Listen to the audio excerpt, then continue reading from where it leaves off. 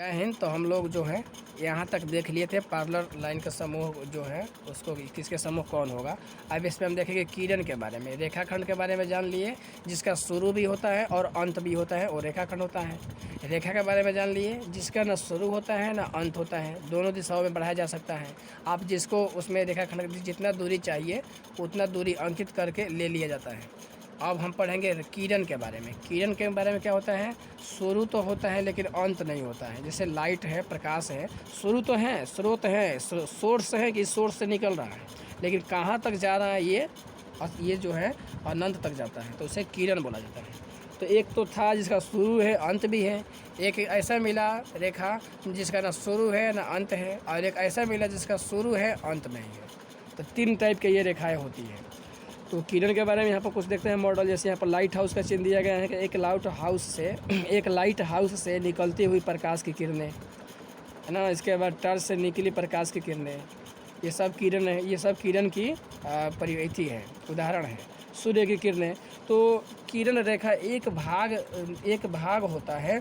यहाँ एक बिंदु से प्रारंभ होती है जिसे प्रारंभिक बिंदु यानी इनिशियल पॉइंट कहते हैं, और एक दिशा में बिना किसी अंत के विस्तृत होती है। यहाँ दाईं ओर किरणों की दी हुई आकृति यानी 4.7 जो है यहाँ पर को देखिए। इस किरण पर दो बिंदु दर्शाए गए हैं। ये ए जो प्रारंभिक बिंदु है, यहाँ से प्रारंभिक यानी कि ये शुरू हो रहा है, और पी जो किरण एक अन्य बिंदु जो पी है, इसका हम देखते हैं कि ए पी क्या है, ये ए पी जो है एक रेखाखंड को व्यक्त करते हैं, जबकि एरो क्या व्यक्त करते हैं कि शुरू तो है लेकिन इसका अंत नहीं है।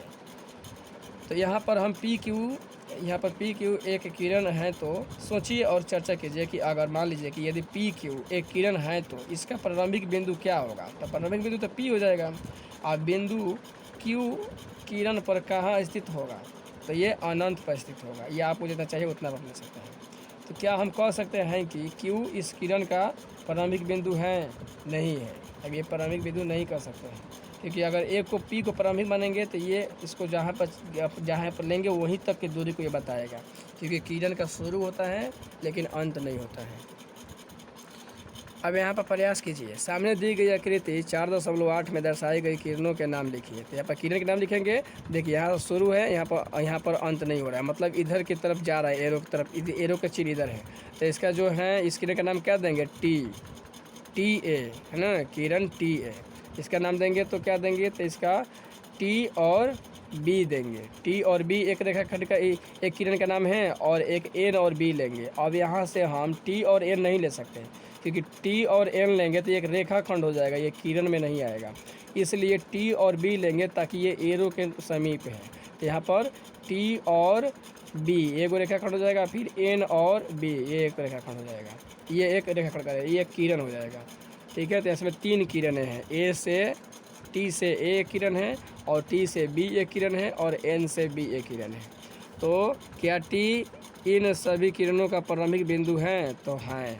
टी नहीं, टी जो है सब प्रारंभिक बिंदु नहीं है। आप देखो यहाँ ए का जो है ए किरण का प्रारंभिक बिंदु है, और यहाँ पर टी जो है बी का प्रारंभिक बिंदु माना जाएगा। लेकिन जब एन को अगर हम लेंगे तो एन जो है बी के लिए प्रारंभिक बिंदु हो जाएगा, क्योंकि यहाँ से प्रारंभ हो रहा है तब यहाँ से कह रहा है। तो टी सभी किरणों का प्रारंभिक बिंदु है, तो लिखेंगे कि नहीं है।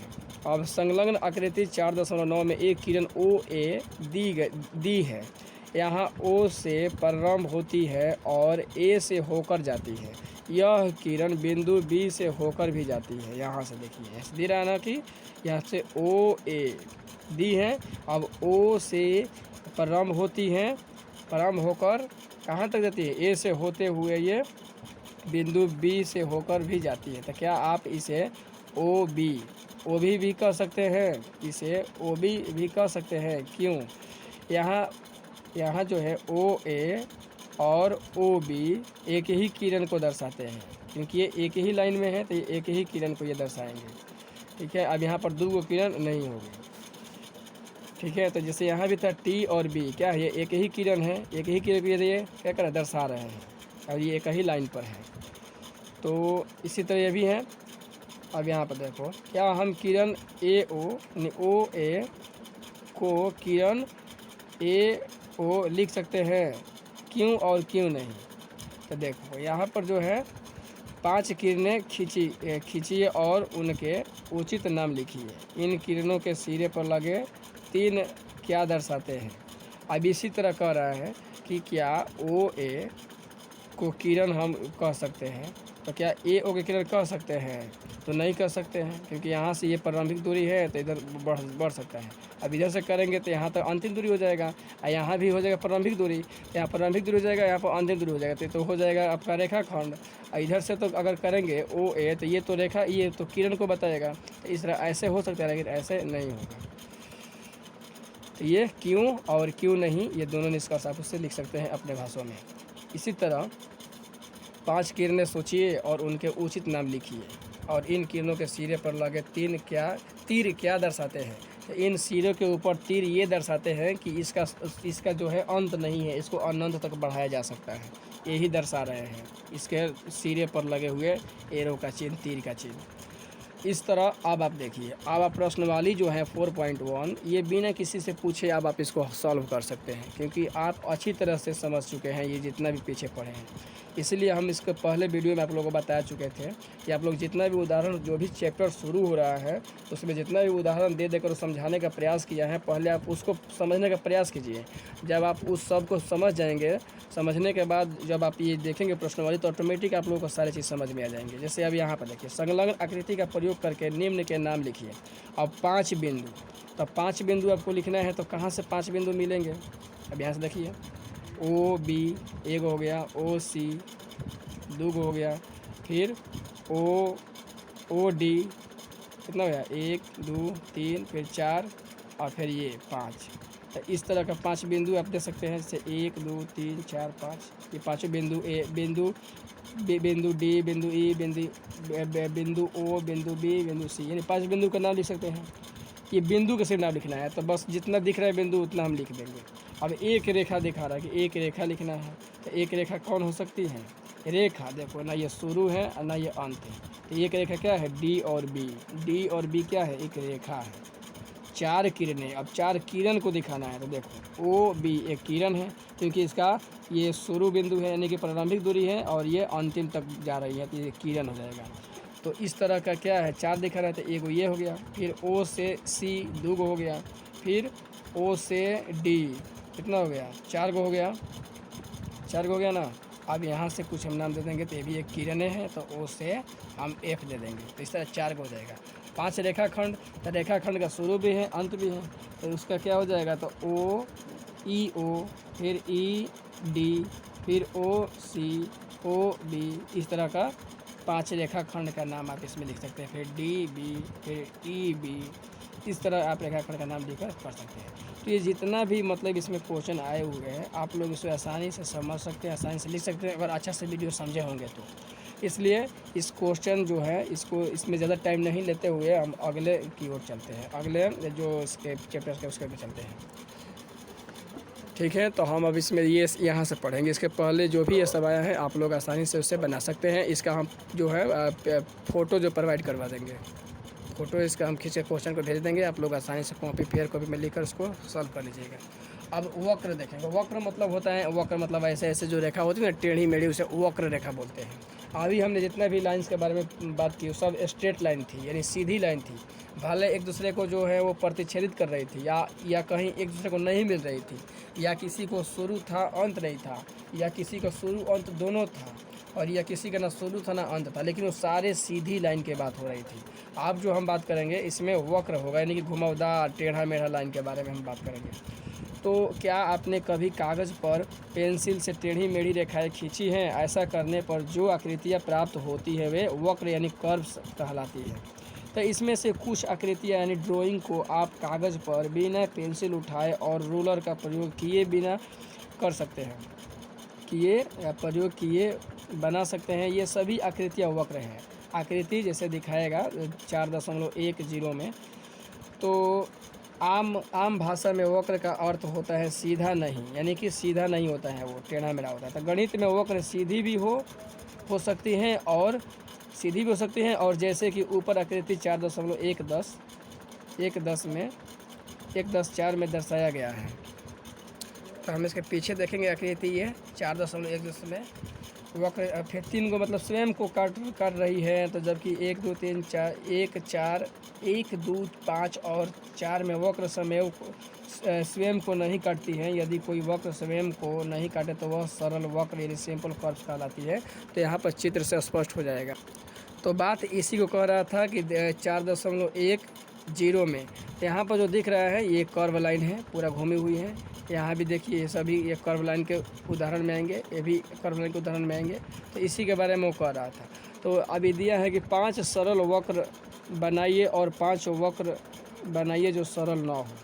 ठीक है, तो अब इन्हें देखकर आप आकृति इस तरह का आप बना सकते हैं। ठीक है, उसी तरह यहाँ पर समझाने के यह प्रयास किया था। यहाँ पर आकृति 1 में देख लिए हैं, यहाँ पर 1 में ये है, इस तरह 1 में यहाँ पर दिया है 1 2 4 ये स्वयं को नहीं काट रहे हैं। और ये जो है कोई वक्र स्वयं को नहीं काटे तो वह सरल वक्र कहलाएगा। तो देखो ये स्वयं को नहीं काट रहे हैं कहीं, तो ये क्या करेगा, सरल वक्र कहलाएगा ना, यानी सिंपल है, सरल है ये। लेकिन ये एक दूसरे को काट रहा है, ये क्या हो, ये प्रतिच्छेदित वक्र लाइन कहलाएगा। और ये किसी को नहीं काट रहे हैं तो ये स्ट्रेट लाइन कहलाएगा। ये भी एक दूसरे को काट रहा है तो इसे भी क्या कहलाएगा, ये भी प्रतिच्छेदित वक्र लाइन कहलाएगा। तो इस तरह आप देख सकते हैं, इस तरह 5वां और बनाइएगा। अब यहाँ पर देखिए क्या कर रहा है, संलग्न आकृति 4.11 में दी गई दोनों वक्रों में क्या अंतर है। दोनों वक्रों में क्या अंतर है, तो इस वक्रों में क्या है कि ये कहीं एक दूसरे को नहीं काट रही है, ना कहीं मिल रही है। इसमें देख रहे हैं कि एक दूसरे में ये मिल चुकी है, यही ना दिख रहे हैं। तो पहली अर्थात ये पहली आकृति जो दिया गया है ये क्या है, ये वक्र एक खुली यानी ओपन कर्व है।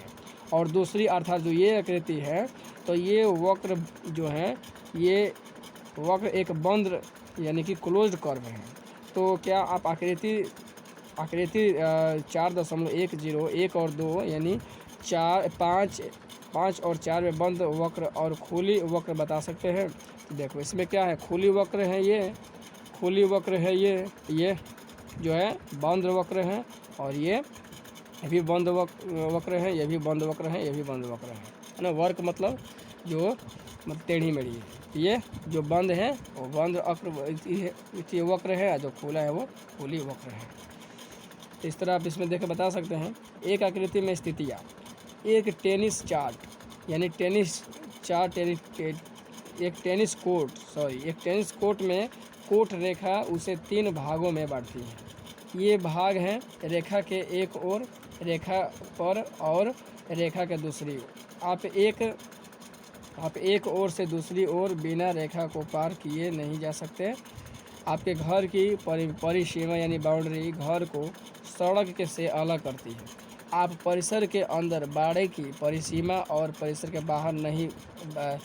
बाहर की बात करते हैं। बाड़े परिसीमा और परिसर के बाहर की बात करते हैं, जैसे यहाँ पर दिखाया गया है। इसी के बारे में चर्चा कर रहे हैं। तो इसी प्रकार एक बंद वक्र से संबंधित 3 भाग होते हैं जो एक दूसरे से पृथक अलग अलग होते हैं। वक्र का अभ्यंतर यानी इंटीरियर, अंदर का भाग। तो देखो ये वक्र रेखा है और ये बंद है, यानी बाउंड्री मान लो ये घर है, ये अगल बगल से बाउंड्री है। तो इसके जो अंदर होगा उसके बोलेंगे अभ्यंतर यानी इंटीरियर यानी अंदर का भाग। तो अंदर में क्या है, ए है। वक्र की परिसीमा यानी बाउंड्री यानी वक्र पर। तो वक्र पर कौन है, ये बी है। बी देखो क्या है, बाउंड्री पर है, जस्ट उसका जो दीवार है दीवाले पर है, तो ये उसके ऊपर है। एक कहाँ हो सकती है, बहिर्भाग यानी एक्सटेरियर यानी कि वक्र रेखा के बाहर, जैसे कि यहाँ पर सी है। यहाँ पर 3 बिंदु दिया गया है, एक अभ्यंतर में है, एक परिसीमा पर है और एक बहिर्भाग में है। तो सम्मुख आकृति 4.12 में जो देखे आप पीछे, तो ए वक्र के अभ्यंतर यानी कि अंदर में है, सी उसके बहिर्भाग में यानी बाहर भाग में है, और बी जो है उसी के ऊपर यानी परिसीमा पर स्थित है। तो वक्र के अभ्यंतर और उसकी परिसीमा को मिलाकर उस वक्र का क्षेत्र यानी कि उसका क्षेत्र कहलाएगा। ठीक है, यानी कि रीजियन कहा जाता है, जो अपने बंद वक्र खींचा है, जिसमें 3 क्षेत्र को दर्शाया गया है। ठीक है। आप देखेंगे बहुभुज, बहुभुज मतलब एक से ज़्यादा भुजाएँ जिसमें होते हैं वो बहुभुज कहलाते हैं। जैसे त्रिभुज के बारे में जानते हैं कि 3 रेखाखंडों से बंद आकृति को त्रिभुज कहेंगे, तो उसमें 3 हो गया। और 4 रेखाखंडों से बंद आकृति को चतुर्भुज कहेंगे, और 4 से अधिक रेखाखंड तो जो होगा तो उसे 5 रेखा से बना है तो पंचभुज, 6 रेखाओं से मिलकर बना है तो षष्ठभुज। तो इस तरह का जो बहुत रेखाओं से बना उसे बहुभुज कहेंगे। बहुभुज मतलब बहुत सारे भुजाएँ से मिलकर बना हुआ आकृति को बहुभुज कहेंगे। अब नीचे दी गई आकृतियाँ यहाँ पर दिया गया है 4.13 में 1, 2, 3, 4 और 5 को देखिए। 1, 2, 3, 4, 5 को देखिए। अब देखिए इसमें एक ये यहाँ से यहाँ तक एगो भुज हुआ, एगो भुजा हुआ, 2 गो भुजा, 3, 4, 5, ये 5 को भुजा से मिलकर बना है। ये 1 भुजा, 2 भुजा, 3 भुजा, 3 भुजा से मिलकर बना है। इसमें देखो कितना बना है 1, 2, 3, 4, 5, 6, 7, 8, 9, ये 9 भुजा से मिलकर बना है। तो इस तरह के यहाँ पर बहुभुज के कुछ उदाहरण दिए हैं। तो आप इनके बारे में क्या कह सकते हैं? क्या ये बंद आकृतियाँ वक्र हैं? यह एक दूसरे से किस प्रकार भिन्न है? तो आकृति 4.13, 1, 2, 3 और 4 में कुछ विशेषता, यानी 1, 2, 3, 4 में कुछ विशेषता हैं। यह केवल रेखाखंडों से ही बनी है। ऐसी आकृतियाँ बहुभुज यानी पॉलीगॉन्स कहलाती है। ठीक है। अतः एक आकृति बहुभुज होती है। एक आकृति बहुभुज होती है जब वह एक सरल बंद आकृति हो और केवल रेखाखंडों से ही बनी हो। 10 अलग अलग आकृतियों वाले बहुभुज बनाइए। अब देखो ये जो ही बना है ना, ये क्या, ये रेखाखंड से ही बना है, भले छोटा हो या बड़ा हो या उससे छोटा हो, लेकिन ये रेखाखंड से ही मिलकर बना है। तो इस तरह का जो बनेगा उसी ऐसे ही आकृतियों को बहुभुज हम बोलेंगे।